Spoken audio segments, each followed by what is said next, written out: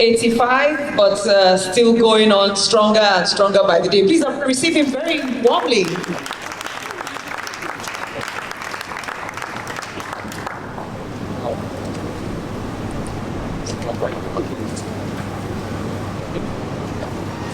Your Excellency, Professor Oshibajo, former Vice President of Nigeria, our author, Dr. Peter Said, distinguished ladies and gentlemen. Let me begin by sincerely thanking Dr. Nwachukwu Peter Said for giving me the privilege of sharing the presentation of his remarkable new books, Beneath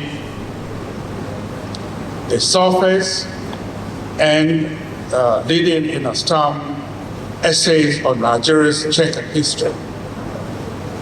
I have followed Nwachukwu journey closely from his days as an honorable member of the House of Representatives through his impactful tenure as Nigerian Maritime Administration and Safety Agency NIMASA, to his thoughtful columns and incisive commentaries in our national media. Across all these, what stands out to me most is his consistency, his steady advocacy for equity, fairness, justice, freedom of expression, and the advancement of a Nigerian person through education, industrialization, and technology.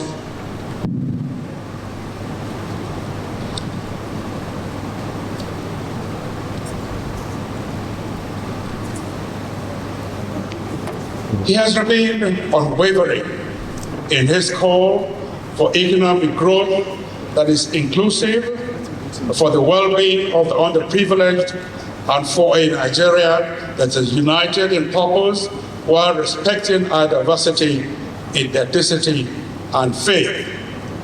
Yet, as I read his books and reflected on Nwachukwu long engagement with Nigeria's political life, I found myself pondering on where he does stand on the democracy that we so confidently claim to practice. Is it not time, therefore, perhaps, that we rebrand and redefine our democracy? We live in an era where party loyalty seems fluid, where politicians jettison one platform for another, and little ideological distinction. This raises, for me, a profound question. Have our politics become more about self-interest than party or national interest?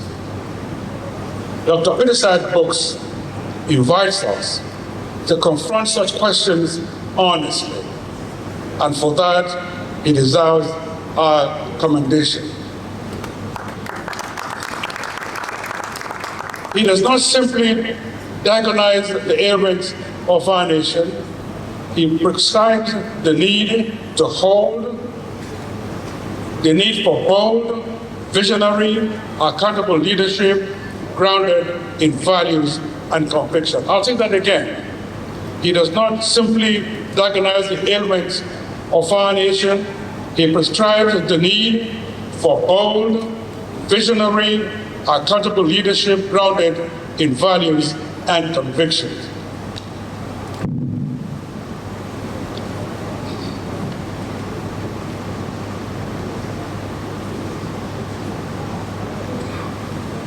Excuse the old man, hands are not as steady as they were before.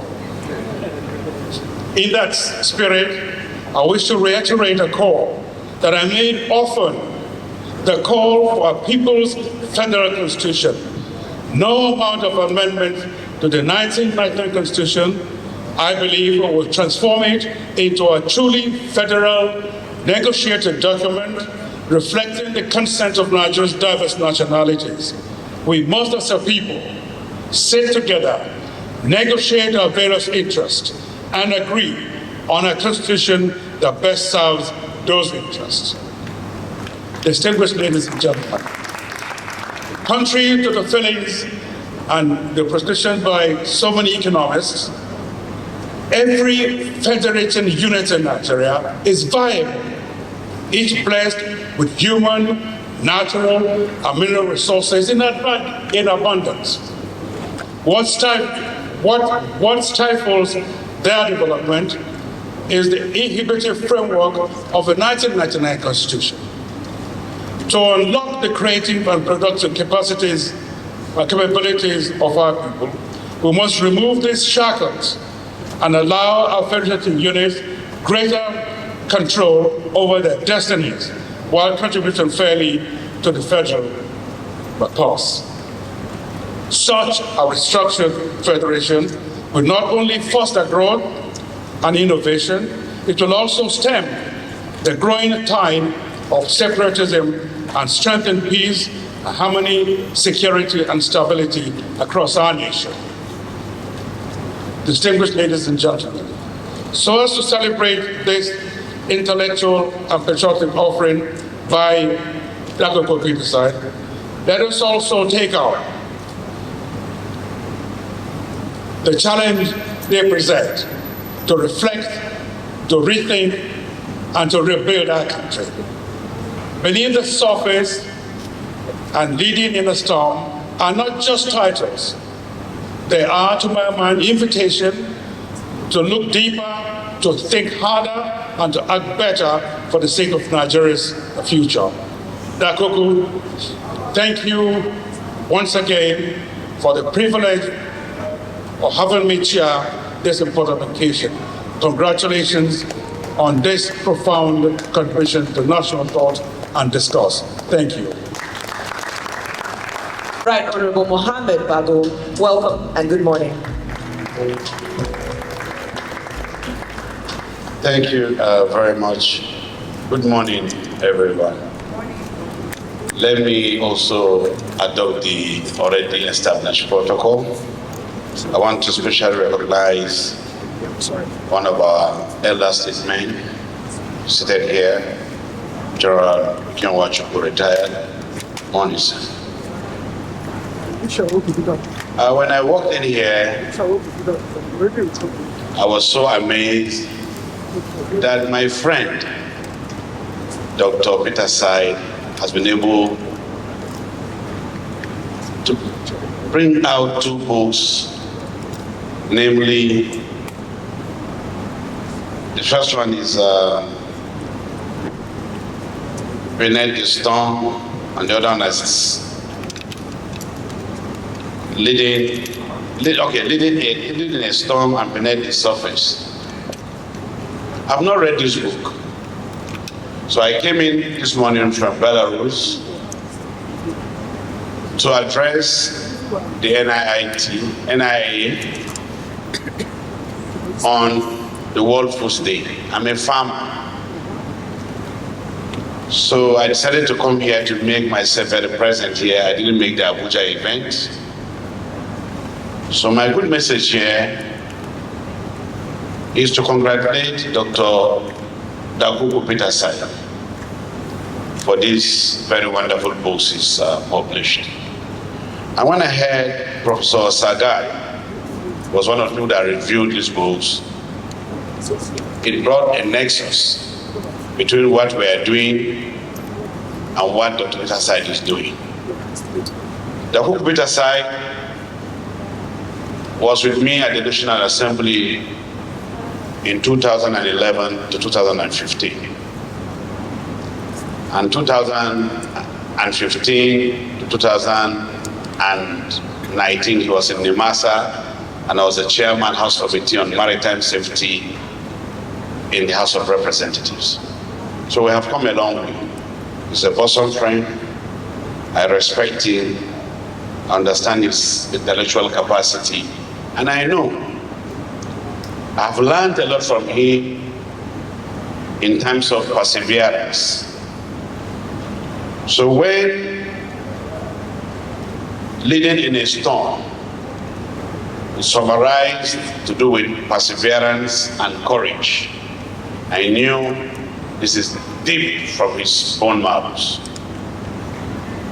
He stipulates leadership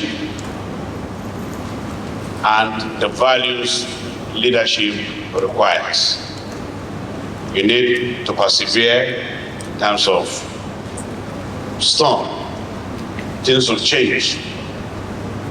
But the ability and courage to pass through that phase makes you who you are, makes you a leader.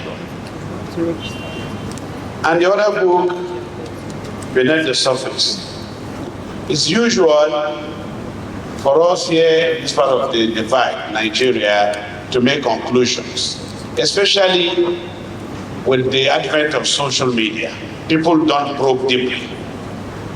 Once you hear something, you are judgmental. So he's talking about stop being judgmental. You should probe this deeply as we can, consideration of subjects on national discourse and in personal discourse. That will help us to shape our society and to give us the necessary leadership that is required. So on behalf of myself and my entourage, we have come here to bless this occasion. So on my behalf, as a former governor, we'll launch this book with 20 million naira. My wife and my children, she whispered to me, say, 10 million naira. And on behalf of Niger State government, another 20 million naira, making it 50 million. Congratulations, Dr. Peterson. My respects to their chairman, General Nwachukwu. My respects to our elder brother and his wife. And then, of course, the one I call SAN, I don't know why Nigeria has not recognized him as an SAN.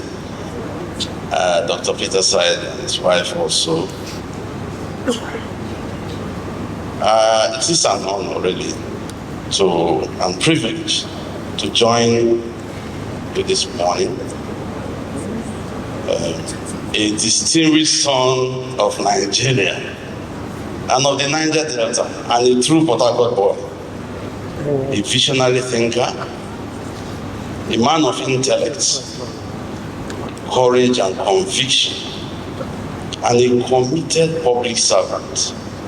I think you should be giving him a round of applause.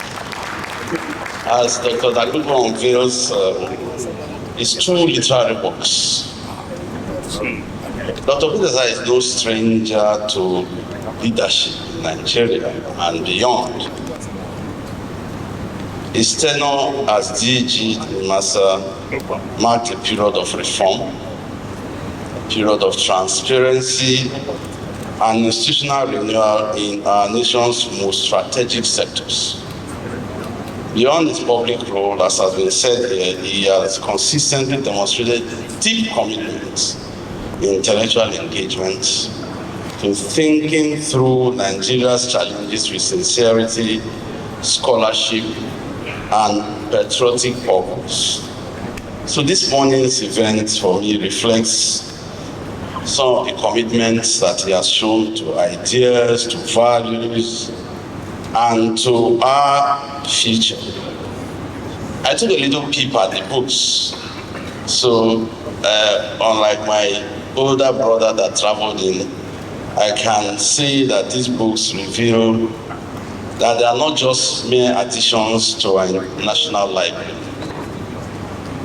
They are thoughtful interventions, reflections on leadership, governance, and moral obligations that attend to the privilege of public service. In an era of uncertainty and rapid change, Dr. Peterson has chosen to confront the central question of our time. How do we lead with integrity and purpose in the midst of turbulence? And how do we as a people rediscover the values and anchor a just and prosperous nation? Together for me, these two books form a powerful conversation. One about qualities required to lead in difficult times, and the other about conscience, build a nation.